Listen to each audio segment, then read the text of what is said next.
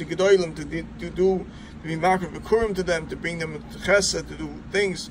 We're being maligning the Gedolim. We're saying negative things about the Gedolim. We're not going out to give Chesed to each other. We're not doing out to do Chesed to each other. We're doing the opposite. How is this Megeva ever going to end if people don't learn the lesson? They start out with Moshe Rabbeinu. So what happened? Now you see what's happening now these days, because they're going after Gedolei Yisrael, and they're going after Lashon Hara and everything and all that, and all these Kenan type and covet. You see the Moshe Shalom is powerful. You see the Moshe Shalom is powerful. In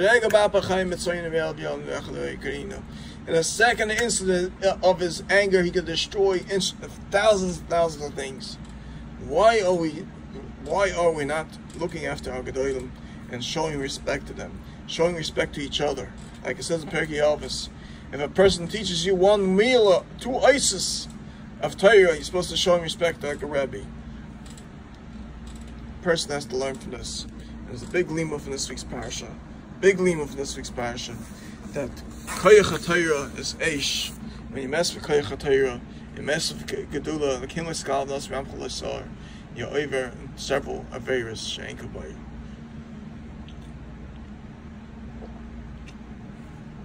Okay. Now let's go to the Chofetz Chaim. Chaim Daily Companion. Concepts of proper speech. It's formulated by Sefer Chofetz Chaim. I forgot to say today's date. Today's date is Chof Sivan. Tomorrow night is Rosh Chodesh already. Chodesh Thomas. And we're heading towards the summer already. It's the summer already, actually now already. Some people are going to camp, some people are going to bungalow counties. Okay, so Chof Sivan. Wholesale destruction. Chofetz Chaim gives us many deep spiritual reasons which explain the destructive. First of all, let's say the B'nai Shleilam before we start. B'nai Shleilam Yotzav Necha Ayach Chanish Keni Yom Chol Yom Nish Mapil Shayim Loshen Halach Yis Zoyim Dav Lakil Yish Yochid Choshkein and Klal Yisrael Chelik Mohem Choshkein and Zoyim Al Midaysav Chodesh Baruch Hu Zoyim Dav Tiv Shek Chanuf Machlekes Gas Gai Van Nas Toim Bon Spon Tzon Schodu Osas Kin Shlei Dav Kitov Tzorach Yindik Gufi Nashi Mes Levushim Shvaim. Now those who are listening, watching already on satellite, they're going to get the share beforehand, but that's called the Sagas Gvul. But who cares? They're learning Torah like a kaf, like a monkey. Wholesale destruction. Chofetz Chaim gives us many deep spiritual reasons which explains the destructiveness of Lashon Hara. But to study what Lashon Hara really does, we must enter the mind of the Mekabel, the listener of Lashon Hara. If the listener had a positive or neutral opinion of the subject before the faithful conversation, it is virtually certain that after hearing the regulatory statement, even without verifying its truth, he now has a lowered opinion of the person. Simply stated, when one speaks Lashon Hara, one damages the reputation of a fellow Jew. Chofetz Chaim analyzes the ramifications of speaking Lashon Hara. Before if a person speaks Lashon Hara before 10 people, for example, he has done much more than harm his subject one time. He has damaged his reputation 10 times. The larger the audience, the more sins are cured. This is why Lashon Hara stands virtually alone in its potential for accumulating sins. So in other words, basically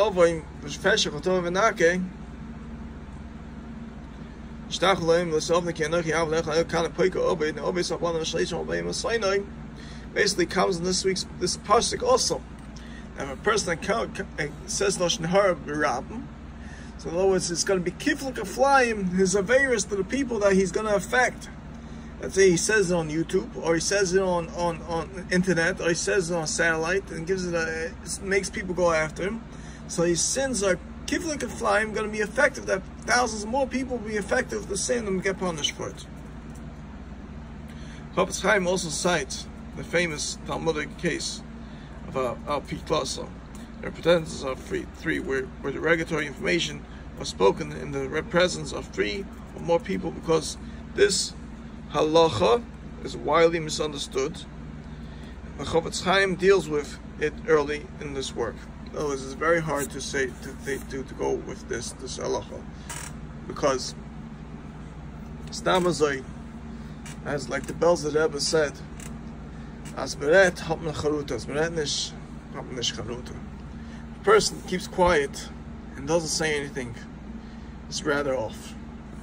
The license of Pitlasa exists only in very specific cases. A statement which would otherwise be forbidden because it might be lashon hara may be permitted if stated before 3 people.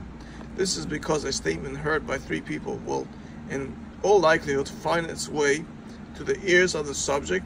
This factor allows us to assume that the statement, which has both positive and negative interpretation, was actually meant in a positive way, and therefore is not lashon hara. In other words, a person comes before Bezdin with Eidus, that's called Al-Pitlasa. And a person that has Eidus to say Al-Pi Bezdin, so it's not going to go out of the Bezdin, it's going to go to the person, to the subject who is the victim, the Ganef, and bring him to Bezdin, and he's going to straighten out the thing. But if a person's Tamazah is going to be a Rachel, going around telling people, 3 people at a time, saying Al-Pitlasa, that's not the license of Pitlasa, that's also. So basically going like Seil Harachel. Many people have fallen victim to lashon hara by erroneously thinking, if I say something derogatory about someone in public, it is not prohibited due to the principle of a pitlasa. This could not be. Say something derogatory about someone in public, it is not prohibited due to the principle of pitlasa. This could not be further from the truth. To the contrary, the larger the crowd when a statement is made, the more the subject's reputation is damaged, and the greater the transgression of speaking lashon hara. Therefore, the Chaim goes to great lengths to clarify this issue.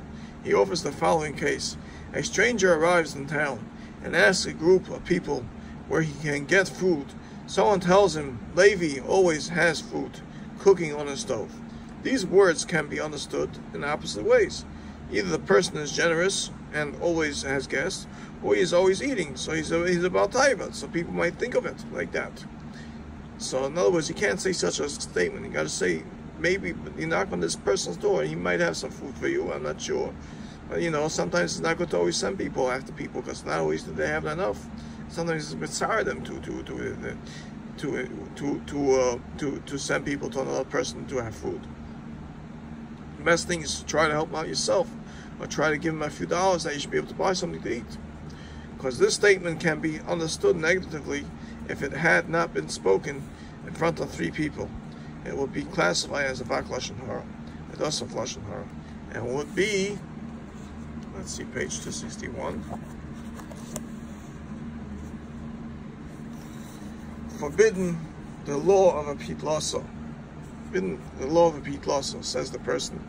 That says that a person would not make a derogatory remark about someone if he knew that it would get back to the subject. When there are at least 3 people listening, we assume that one of them will report the statement to its subject. Therefore, the Chofetz Chaim example, we should assume that the speaker meant to say Levi is generous and always has guests. However, in a case where the statement is definitely derogatory, the license of pitlasa does not apply. In other words, you can't say that in front of 3 people if you know possibly that it is going to be a derogatory statement. Lashon hara stands virtually alone in its potential for accumulating sins. It's like a multiple avera. Let's go on the Chofetz Chaim lesson today. Concepts and laws of proper speech, arranged for daily study. sages were the wisest. Let's say the Rebbeinu Shalom, this Sefer also Rebbeinu Shalom Yosef Menachal Ram Kanashkei Yom Chalim Nishmapila Shining Lashon Hara Kilos Azam Midabel Fida Yishyach V'Chnei Choshkin Klal Yisrael Chelik Men Choshkin Esom Midesh Shiklat Shbach V'Azam Midabel Divishenk Chanuv Mechlek Skaz Gai Vanash Tavan Vanash Tzanus Chanuv Yosef Tkein Shalei Dabek Dabel Tzot Nian Gufi Nashi Yikom Ma'as Divish Shem Shemayim Chav Tas Siv Matters of opinion. Subjective question about people are most difficult to answer. So what do we say? The sages were the wisest of men, surely did not engage in pointless conversation. Matters of opinion. Subjective questions about people the most difficult to answer. The most difficult to answer. Is he a Talmid Chacham? Is she intelligent? Each of these terms is relative for at what point does a student of a Torah become a Talmid Chacham? And how does one measure intelligence? Lack of a definitive parameter is a problem with most character traits, as well making accurate evaluations. These areas extremely difficult. Furthermore, we have seen that one may not provide information that could prevent a match from materializing unless the information provides valid basis for this. How can one really be sure that the factors in question cast doubt on the appropriateness of the match? How then does one correctly provide information when asked? Now, in other words, so many times I try to read a shidduch for people. And of course, the Rishonim that always follow me around make sure that I shouldn't go through. So I shouldn't be known to be accomplished in this world. So they always give the person an answer to answer that they shouldn't run the shidduch. And not only that, they try to stop every single business that I do that I shouldn't be successful in this world. So the Rebbeinu Sees everything. The Medea me, they can block my phones left and right and send me only certain phone calls going through with certain people that they're going to take away the business from here and there and left and right. Rebbeinu sees everything. That he can't hide anything. It's clear that it is unwise for a party to approach an acquaintance with a request for such information.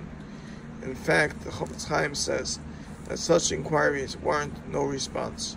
However, one may bring such questions before a Rav or a Shiva or seminary dean who has the wisdom and experience to evaluate a situation properly and offer an appropriate response.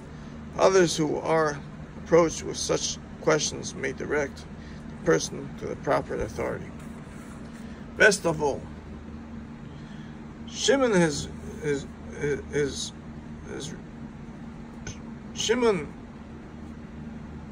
Gamliel's son says, all my days have been raised among the sages, and I found nothing better for oneself than silence.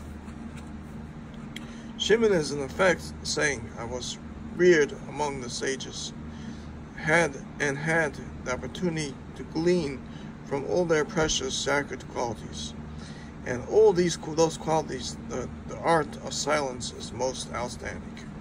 Ultimately, Rav Shimon says, he meant the following: the sages were the wisest of men, and surely did not engage in pointless conversation. Nevertheless, there was nothing aside from speaking words of Torah, which then found more beneficial to themselves than silence.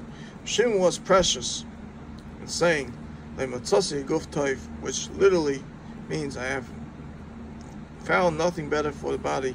Man's corporeal existence in the world makes it virtually impossible for even the purest of souls to ensure that his very utterance is without flaw.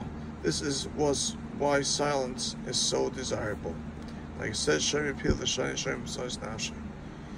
and such was true of the generation of Rav Shimon, whose sages were accustomed to speaking the only words of true wisdom.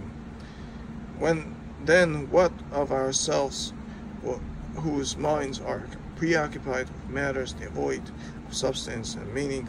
If one's mouth will not be restrained by the harness of silence, then invariably it will speak in the way that it has been accustomed, since one's yoke and the loss will outweigh the gain many times over. Let's go to the next book, The Family Lesson a Day. Family Lesson a Day happens to be a very nice book. Why was the Mitzayra singled out for isolation? Because through evil speech he caused friends to become distant from one another. Child of hero. Setting record straight. Chaim devotes almost an entire chapter to clarifying an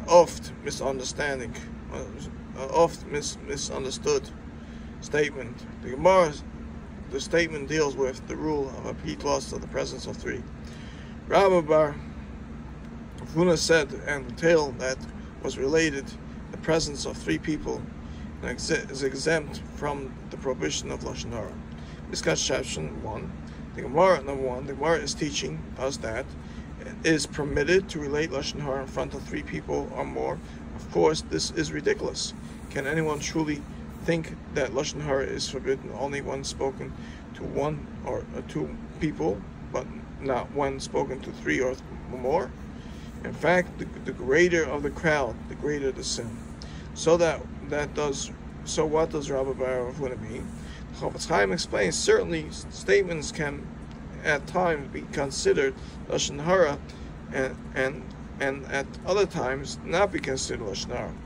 It depends how they are said in the front of whom they are said. Chaim, citing a Gemara, offers an example. On a winter day, a stranger comes to a town, cold and hungry. He stops a passerby and asks, "Can you tell me where I might find a fire burning at this time of the day?" The passerby replies, "Sure, go to Starman's. Go to the Starman's down the street. They're always got a fire burning on their stove." The passerby may have been disparaging the Starman's, saying that they are always eating, and therefore are always cooking something on the stove. Or he may have meant that the Starmans excel in the mitzvah of achnasas orchim, hospitality, and are always cooking something for the many guests whom they host. If the passerby has the first explanation in mind, then it is Lashon Hara. If he has a second explanation in his mind and says the statement is a manner of that implies this, then it is permissible.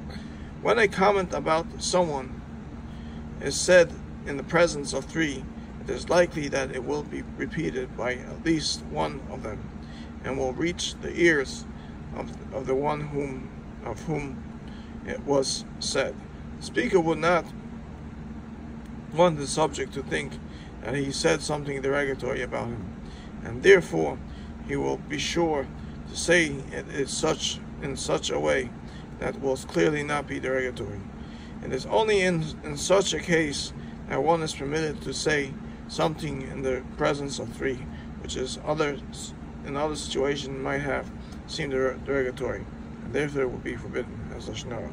It is uncommon to see a child complain that another child made fun of him, only to hear the other child respond, I didn't mean anything bad with regard to Lashon Hara.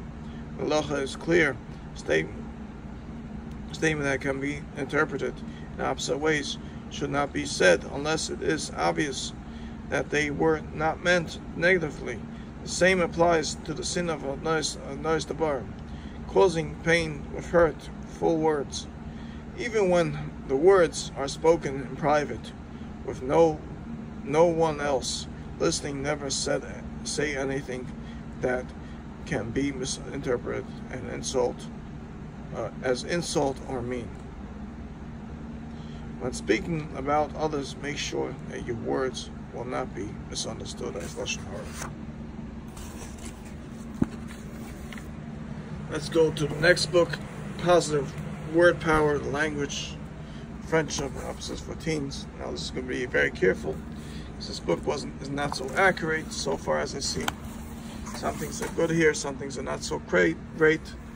Misunderstood, miscommunication. Rachel didn't know about what hit her. She was having what she thought was a perfectly normal conversation with her co-counselor, Bina, when all of a sudden Bina came, furious at her, and stomped out of the bunkhouse, yelling, "If that's what you think of me, I don't have to stay here and listen to you anymore." And there Rachel stood alone in a bunkhouse. The bunkhouse. She rerun the conversation in her mind. Rachel's day was such an unproductive day. Everything I tried to do got messed up. Somehow, Bina, I know just what you mean. Every time I started working on the color war poster, on one of the campers needed something right that second. I got pretty much zero done. Rachel, well, that's nothing new. Bina, oh yeah, that's what you think. You are always so self-centered. You really don't appreciate what I do at all. Meanwhile, sitting in a private corner near the stream, Bina cried her eyes out, thinking of how ungrateful Rachel was for all the time she put into taking care of the campers. It was the youngest bunk in camp, and they needed help with everything. Bina had taken that motherly role upon herself, while Rachel did most of the planning and organization.